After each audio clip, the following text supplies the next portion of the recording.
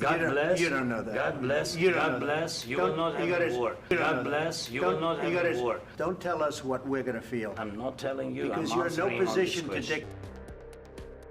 Zelensky और Trump के झगड़े में जहां पूरा यूरोप यूक्रेन के समर्थन में कूद पड़ा है, तो वहीं दूसरी ओर रूस का भी बयान सामने आया है। ट्रंप के साथ हुए झगड़े पर रूस जेलेंस्की को लेकर खूब भड़का हुआ है। Russian foreign ministry spokesperson Maria Zakharova ने जमकर जेलेंस्की को लताड़ा है। उन्होंने कहा है कि ट्रंप ने आदान प्रदान के दौरान जेलेंस्की पर शारीरिक हमला न करके संयम दिखाया है। जकारोवा ने टेलीग्राम पर लिखा, मुझे लगता है कि जेलेंस्की के सभी झूठों में सबसे बड़ा झूठ व्हाइट हाउस में उनका दावा था कि 2022 में कीव शासन अकेला था, बिना किसी समर्थन के। ट्रंप और वेंस उस बदमाश को मारने से कैसे पीछे हट गए, ये बड़ा चमत्कार है। उन्होंने आगे कहा कि जेलेंस्की उस हाथ को काट रहा था जो उसे खाना खिलाता है।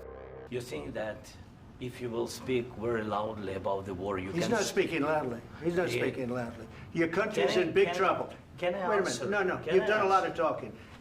सबसे कड़ी टिप्पणी रूस की सुरक्षा परिषद के उप प्रमुख और पूर्व रूसी राष्ट्रपति दिमित्री मेदवेदेव की ओर से आई है। वो भी अपनी प्रतिक्रिया देने से पीछे नहीं हटे। उन्होंने जेलेंस्की को एक ढीठ सुअर कहा है, जिसे ओवल ऑफिस में उचित थप्पड़ मिला है। मेदवेदेव ने कहा, पहली बार ट्रंप ने कोकीन विदूषक को उसके चेहरे पर सच्चाई बताई। कीव शासन तीसरे विश्व युद्ध के साथ खेल रहा है और उस सुअर को उसके मालिकों से एक जोरदार थप्पड़ मिला है। ये उपयोगी है, लेकिन ये पर्याप्त नहीं है। हमें नाजी मशीन को सैन्य सहायता रोकनी चाहिए। वहीं रूसी प्रत्यक्ष निवेश कोष के प्रमुख किरिल दिमित्रिव ने उग्र आदान प्रदान को ऐतिहासिक बताया।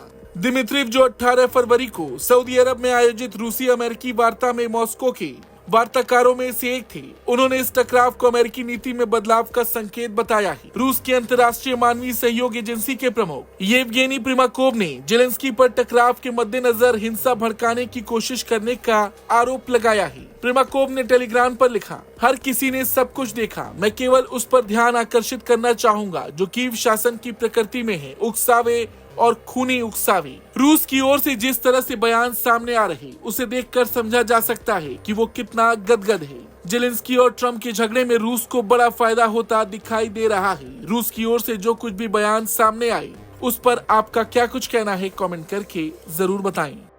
ब्यूरो रिपोर्ट, भारत तक।